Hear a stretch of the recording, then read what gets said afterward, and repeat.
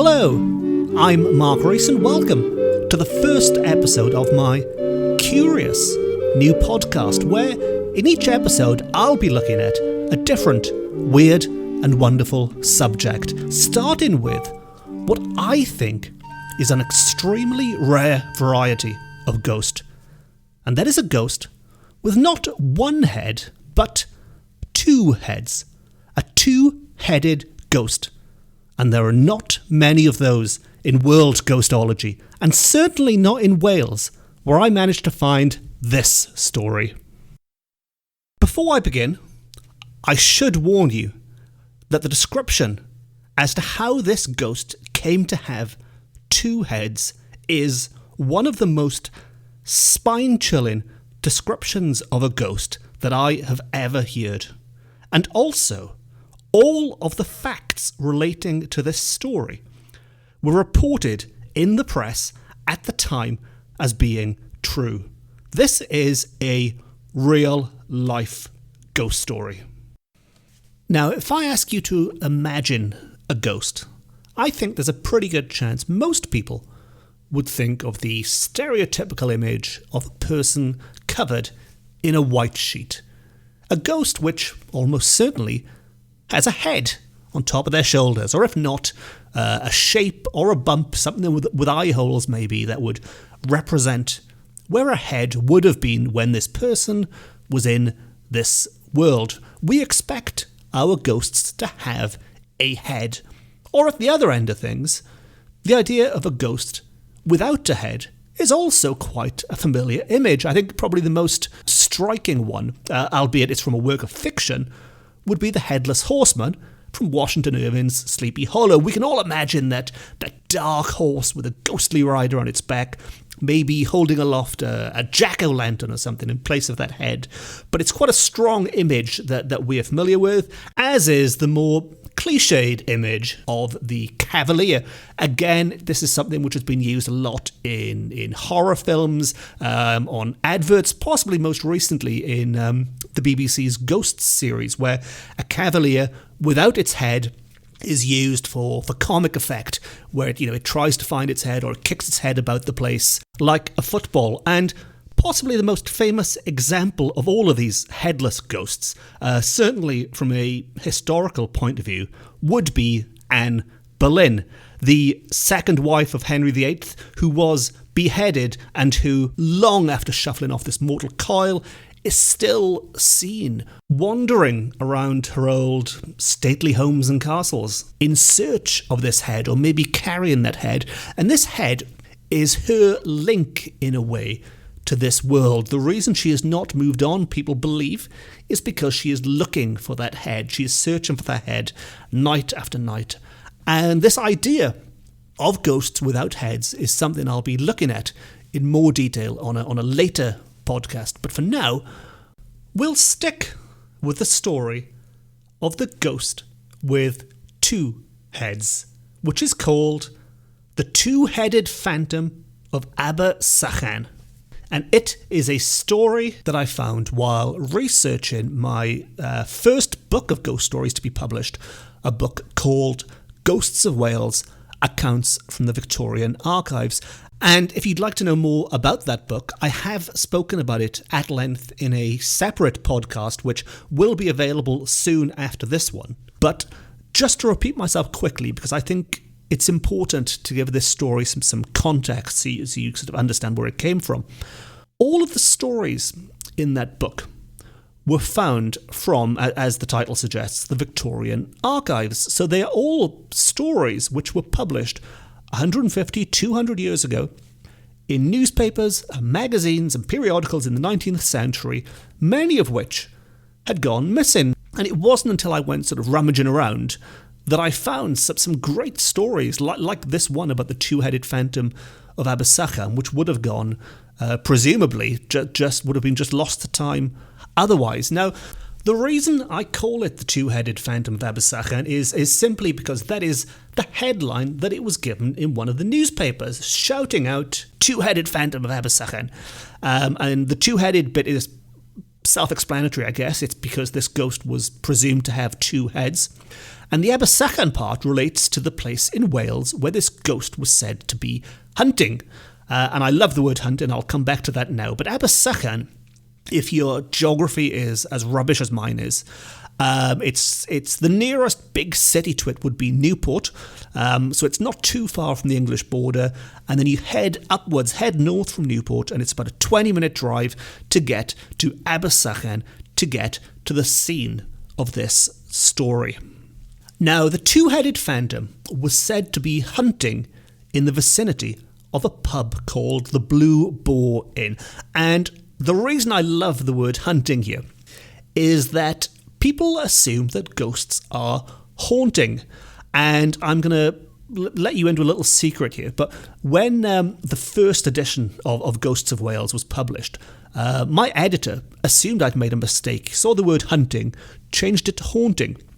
And that is one of the mistakes in that book. There's probably lots of mistakes, but that's one of the mistakes I know about that was picked up on and was changed in the second edition onwards.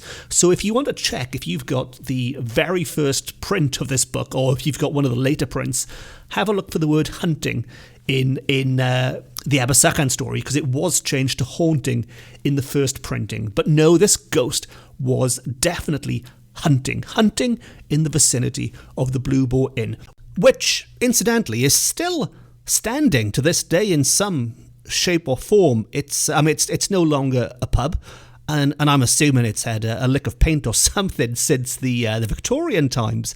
But the physical elements of the building are still standing. And if you did want to do some investigating and visit and try and pinpoint exactly where these events took place, then you can do so. But for the purposes of this story, it was very much a pub.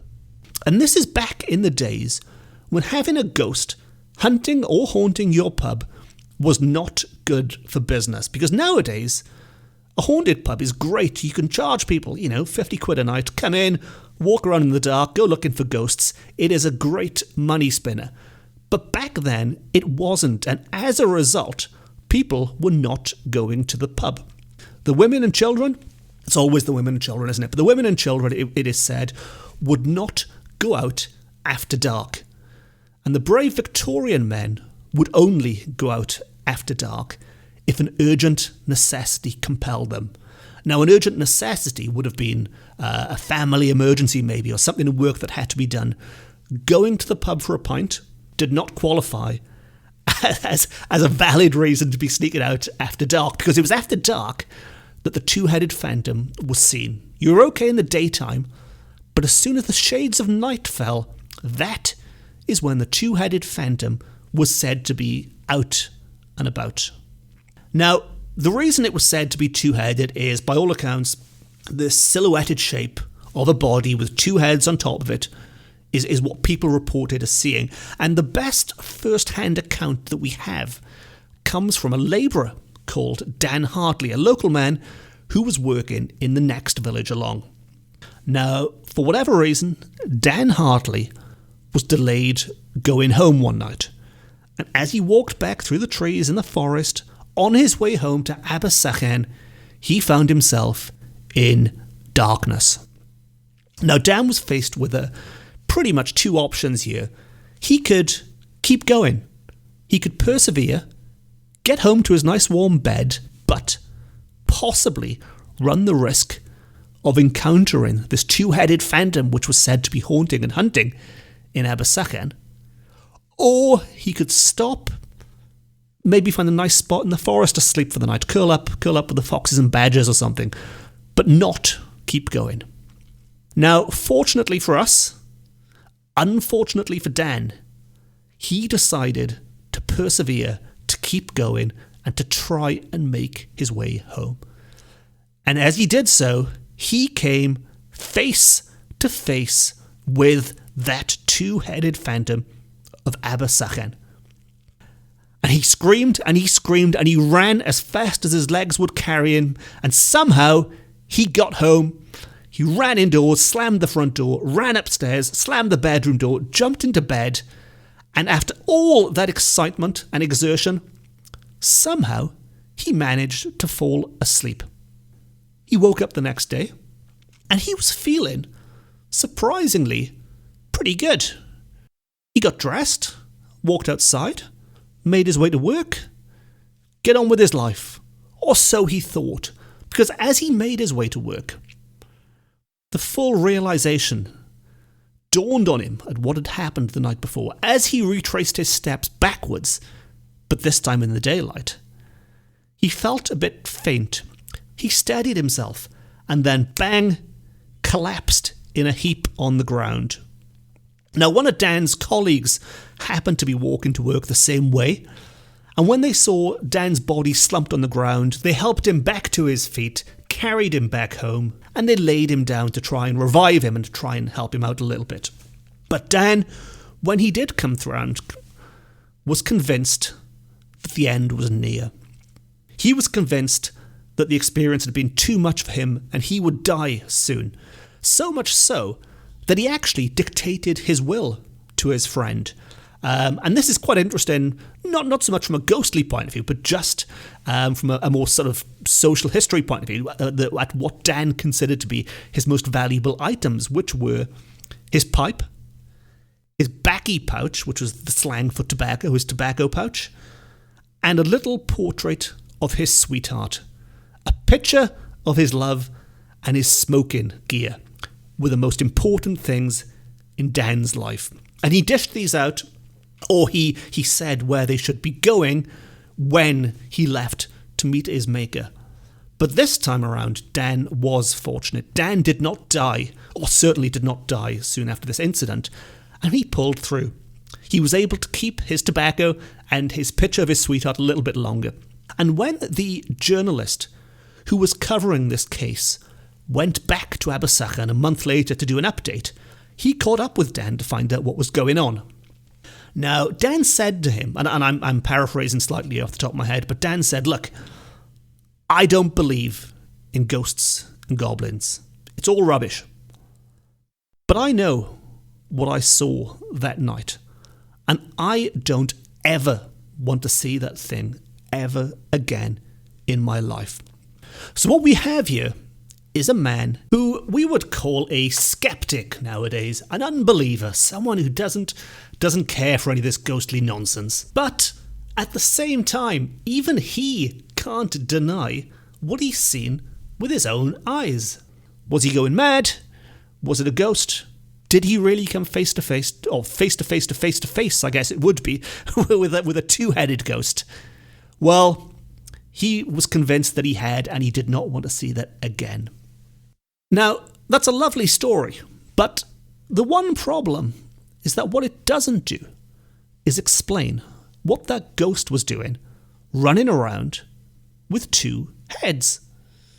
Well, some of the locals did have a theory, and after a bit of detective work, it does kind of add up and make sense, because there was somebody, a man, who had died not too far from the Blue Boar Inn, quite soon before that ghost made its appearance.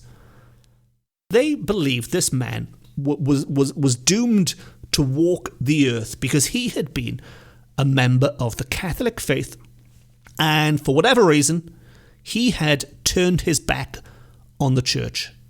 Now, he hadn't done anything terrible. He was not a bad person, but he had left the church, and what this meant was he could not go to heaven after dying because he was not a religious man. And yet, he hadn't done anything so terrible as to be sent down below to hell. This left him in this permanent state of limbo, destined to walk the earth forever, and that is who the local people, some of the local people, believed was the two-headed phantom of Abersychan. Now again, that is another lovely theory, but it still doesn't explain why this ghost had two heads. Well, there's an explanation for that as well. And I'm glad this is a podcast, because this is possibly the most gruesome part of any of my ghost stories that I tell. And when I tell this in person, I use my hands to help illustrate this, because it it is quite a grisly description, and you'll have to use your imagination again for this.